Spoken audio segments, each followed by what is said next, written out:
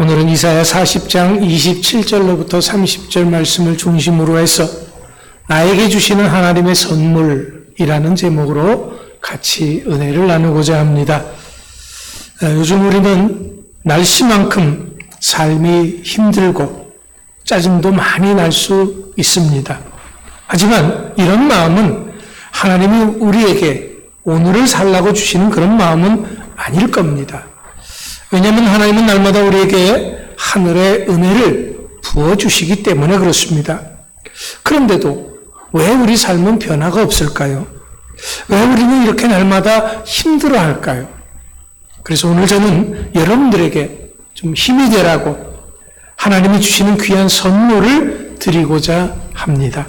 물론 제가 직접 여러분들에게 선물을 드리는 건 아니고요. 하나님이 주시는 것이고 저는 전해드릴 뿐입니다. 이 선물을 받고 안 받고는 여러분 각자의 몫입니다. 아무쪼록 이 선물을 꼭 받으시고 승리하시는 복된 삶이 되시기를 축원합니다. 하나님이 오늘 우리에게 주시는 하나님의 선물은 바로 우리가 읽은 본문인 이사야 선지자의 글입니다. 물론 이 본문을 중심으로 해서 여러 번 또 여러분들에게 말씀을 드렸었습니다. 하지만 오늘 또다시 이 본문을 중심으로 되새김질을 하면서 은혜를 받고자 합니다. 본문의 배경은 이렇습니다. 이스라엘, 정확하게 말하면 남유다 백성들이 하나님을 거역하다가 바벨론에게 침략을 당할 위기에 처해 있습니다. 이제 곧 나라는 망하게 될 것이고 많은 백성들이 바벨론의 포로로 끌려갈 게 뻔한 현실입니다. 그러나 이런 상황 속에서도 하나님은 이스라엘 백성들에게 약속하셨습니다. 바벨론 포로로 끌려간다고 할지라도 이것은 하나님의 징계일 뿐이고 이스라엘을 향한 하나님의 사랑하심은 결코 변치 않는다. 때가 되면 반드시 본국으로 귀환하게 될 것이다. 약속하셨습니다. 하지만 안타깝게도 이스라엘 백성들은 이런 하나님의 약속을 믿지 못했습니다. 무서운 현실 앞에 그들의 신앙은 여지없이 무너지고 말았습니다. 그때 그들의 심정이 27절에 이렇게 기록했습니다. 내 길은 여호와께 숨겨졌으며 내 송사는 내 하나님에게서 벗어난다. 하나님이 이스라엘의 사정을 몰라주고 아무리 호소해도 들어주지 않으신다고 한 것입니다. 그래서 원망과 낙심으로 가득 찬 모습이 이스라엘 백성들의 모습입니다. 그렇다면 우리 하나님이 그렇게 모질고 인정 없는 매정한 그런 하나님이신가요? 아닙니다. 우리들의 사정을 외면하시는 매정한 무인정한 하나님은 결코 아닙니다. 여러분 잘 생각해 보세요. 이스라엘의 문제가 무엇입니까? 강대국 바벨론의 침략입니까? 물론 그것도 어려운 현실입니다. 하지만 잘 생각해 보면 지금 이스라엘의 문제는 전혀 다른 데 있습니다. 문제는 그들에게 지금 닥칠 이 현실을 극복할 힘이 없다고 하는 것입니다. 이것이 중요한 포인트거든요. 우리는 흔히 이렇게 생각을 합니다. 내 삶의 현실이 너무 힘들다. 문제가 너무 복잡하다. 일이 너무 많다. 물론 틀린 말이 아닙니다. 하지만 좀 더 깊이 생각해 보면은 정확한 말은 또한 아닙니다. 왜냐하면 현실, 그런 문제, 그런 일들을 감당할 힘이 없고 극복할 실력이 없는 것이 더 큰 문제이기 때문에 그렇습니다. 예를 들어 봅시다. 자, 학생이 시험을 치르기 위해서 시험지를 받아들었습니다.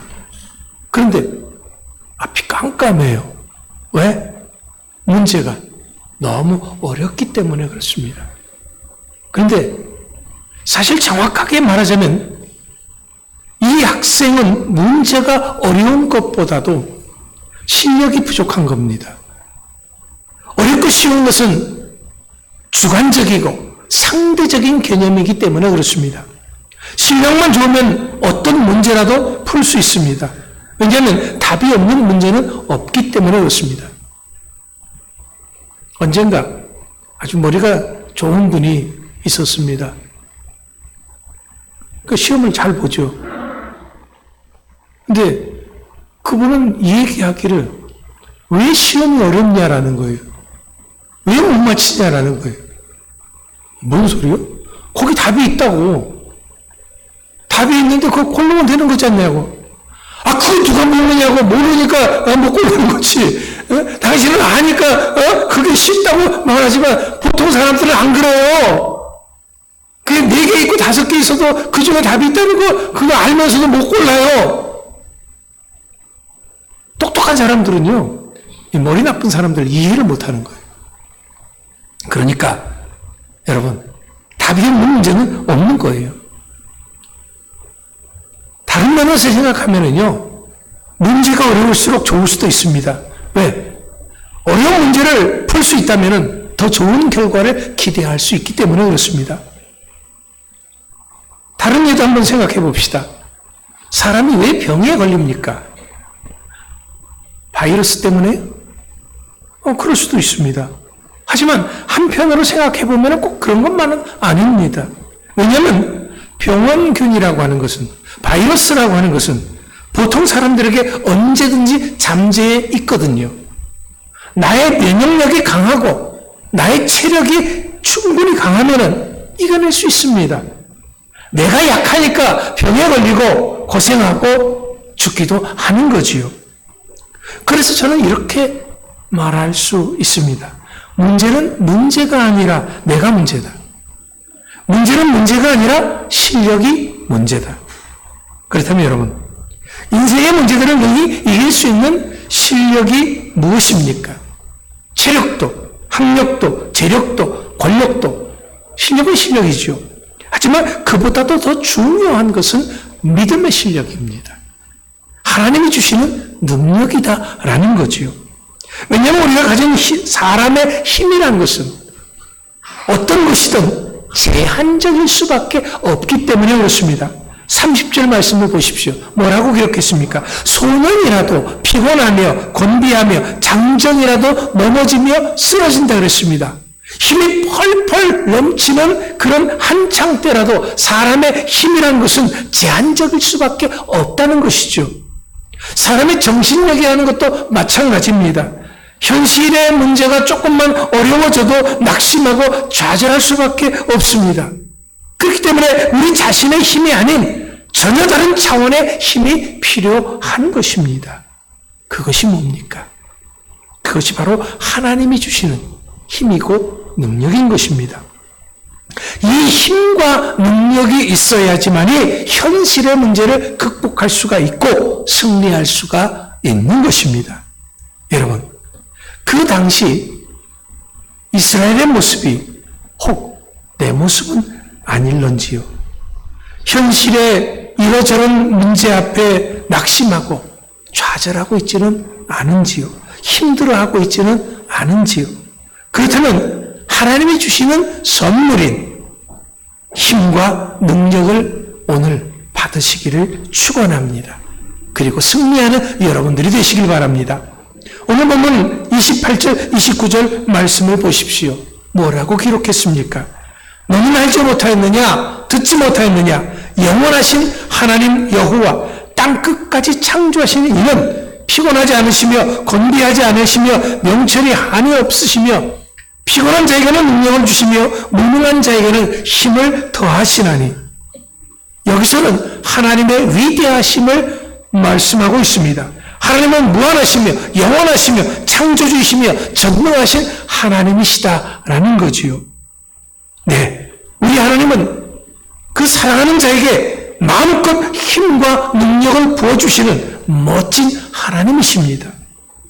하지만 그렇다고 해서 아무나 이런 하나님이 주시는 힘과 능력을 받을 수 있는 것은 아닙니다. 무자격자는 안 됩니다. 오직 하나님의 백성된 사람만이 받을 수가 있는 것입니다. 본래 모든 인간은 죄인으로 거룩하신 하나님 앞에 감히 나아갈 수조차도 없었습니다. 하나님과 인간 사이에 죄의 담이 가로막고 있었기 때문에 그렇습니다. 그러면 어떻게 하나님께 나아가 하나님이 주시는 힘과 능력을 받을 수가 있습니까? 그것이 오직 대속의 은혜만이 가능했던 것입니다.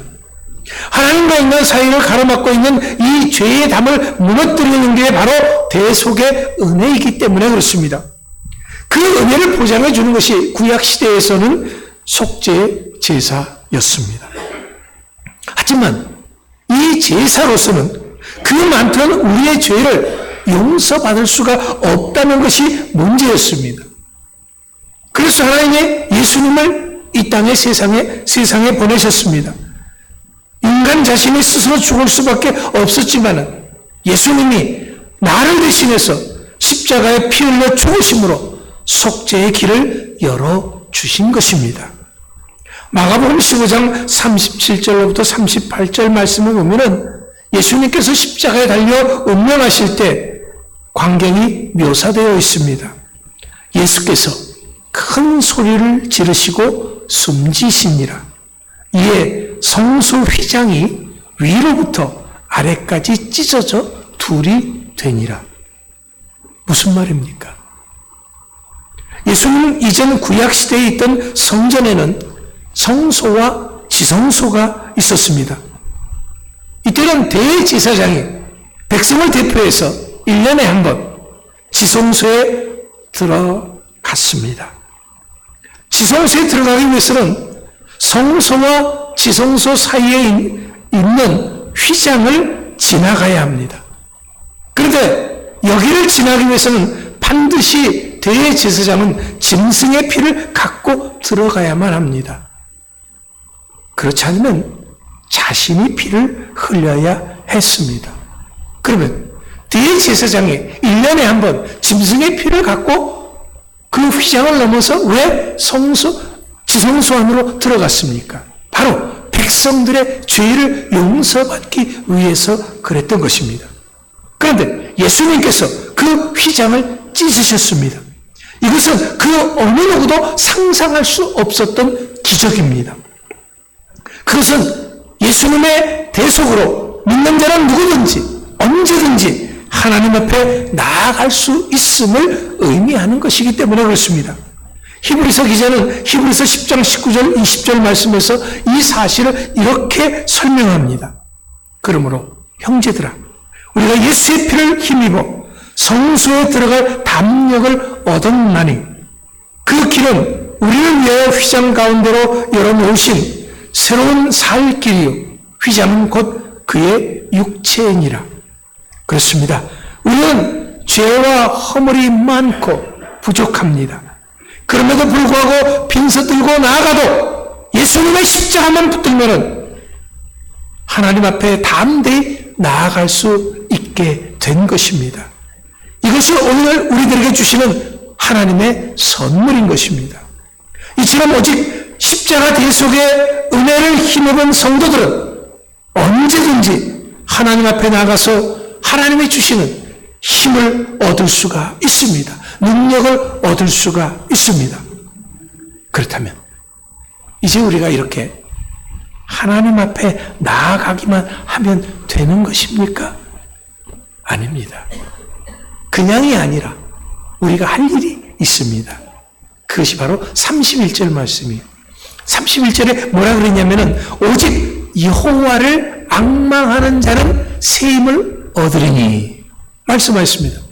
여기서 여호와를 앙망한다고 하는 것은 하나님이 주시는 선물 같은 새 힘을 얻게 되는 것입니다. 앙망한다는 말은 바라본다, 기다린다는 말입니다.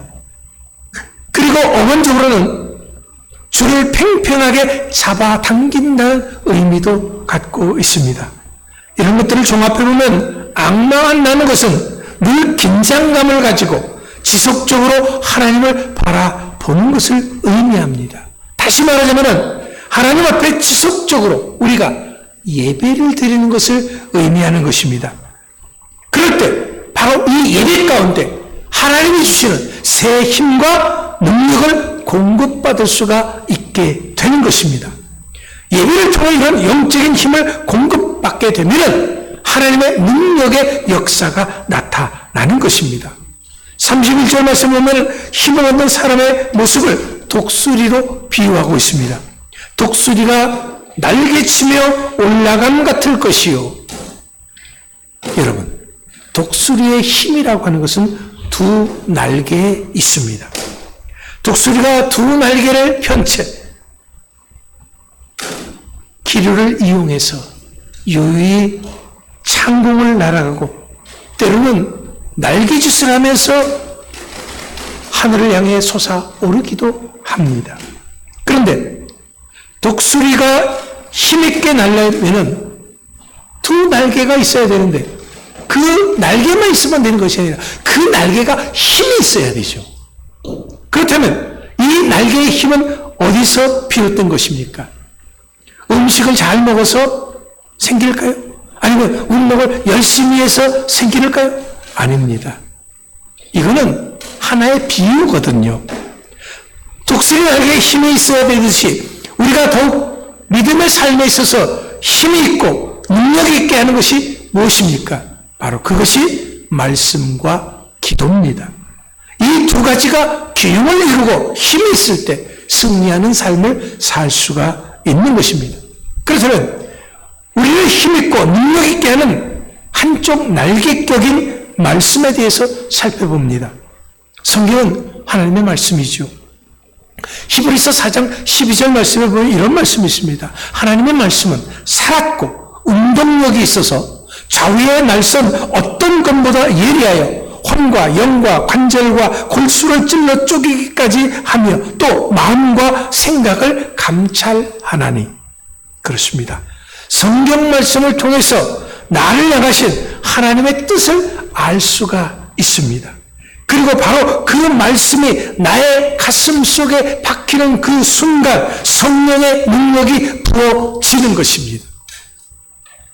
이렇게 특별히 나에게 주시는 말씀을 우리는 레마라고 말합니다. 이런 레마가 하나님의 말씀이 나의 힘이 되고 나의 능력이 되고 그 말씀이 나에게 새 생명을 주는 것입니다. 그렇기 때문에 우리는 부지런히 성경 말씀을 섭취해야 합니다. 말씀을 듣고 읽고 연구하고 암송하고 묵상하고 다양한 방면으로 이 성경을 섭취해야 합니다. 그럴 때 하나님의 능력이 임할 줄 믿습니다. 우리를 힘있고 능력있게 하는 다른 한쪽 날개는 기도입니다. 기도는 하나님의 뜻을 깨닫는 것이고 하나님과 하나가 되는 것입니다. 우리가 간절히 기도할 때 하나님은 우리를 만나주시고 영적인 능력을 부어주십니다. 1세기 초대교회 시대는 기독교 2000년 역사 가운데 가장 위대한 교회와 성도들이 있었던 시기였습니다. 어떻게 그럴 수가 있었을까요? 그때는 아주 큰 환란의 시기였습니다. 유대인의 박해가 있었고 로마 당국의 박해 사이에서 샌드위치가 된 그런 상황임에도 불구하고 그들은 믿음을 굳건하게 지켰고 더 많은 하나님의 일을 감당했습니다. 어떻게 그럴 수가 있습니까? 외적으로는 힘들었지만 그들은 기도하는 가운데 하나님이 주시는 힘과 능력을 공급받았기 때문에 그렇습니다. 사도행전 1장 13절 14절 말씀을 보면 오순절 성령 강림 직전에 그들에게 기도 운동이 있었던 것을 알 수가 있습니다. 제자들과 성도들이 다락방에 모여서 기도했습니다. 더불어 마음을 같이하여 전혀 기도에 힘쓰니라 했습니다. 그렇습니다. 기도할 때 함께 모여서 한 마음으로 기도할 때 하나님의 능력이 나타나는 것입니다. 기도할 때 귀신이 물러갑니다. 기도할 때 질병이 치유되고 문제가 해결되고 기적이 나타나는 것을 믿으시기 바랍니다. 사랑하는 성도 여러분, 이제 우리는 이런 말씀과 기도를 통해서 하나님을 앙망합시다. 하나님을 예배합시다. 이런 예배가 있어질 때 성령을 통하여 부어주시는 힘과 능력을 받게 되는 것입니다. 우리가 영혼 가운데 하나님이 주시는 이런 힘과 능력이 부어지면은 우리는 삶이 힘을 얻게 됩니다. 피곤이 물러가고 지치지 않습니다. 아름다운 승리의 삶이 그 다음부터는 연속적으로 펼쳐지게 될 것입니다. 이것이 바로 오늘 나에게 주시는 하나님의 선물인 것입니다. 그래서 사도행전 1장 8절에서는 오직 성령이 너희에게 임하시면 너희가 권능을 받고라고 말씀했습니다. 이것이 바로 오늘 우리에게 주시는 하나님의 선물인 성령을 통한 새로운 힘이고 권능인 것입니다.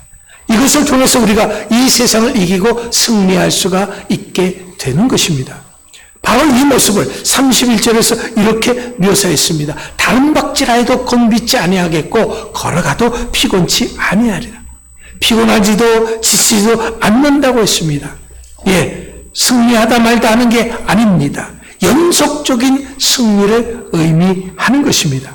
하나님이 주시는 힘과 또 새 힘과 새 능력을 받으면 이런 현실의 어려움을 극복하고 승리하는 것입니다. 환난을 이기게 됩니다. 위로받고 인내하고 견디고 승리합니다. 문제를 해결받고 환경을 변화시킬 수가 있습니다. 이런 예는 성경에서 얼마든지 찾아볼 수가 있고요.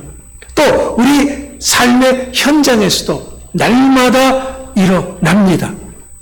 오늘 말씀을 듣는 바로 우리 주사람교회 성도들의 삶의 현장에서도 일어날 수 있게 되기를 축원합니다. 여러분, 다시 강조해서 말씀을 드립니다. 우리 앞에 있는 현실의 문제가 진짜 문제가 아닙니다. 나 자신이 문제입니다. 내 믿음의 실력이 부족한 것이 문제입니다. 여러분, 현실이 어렵고 힘듭니까?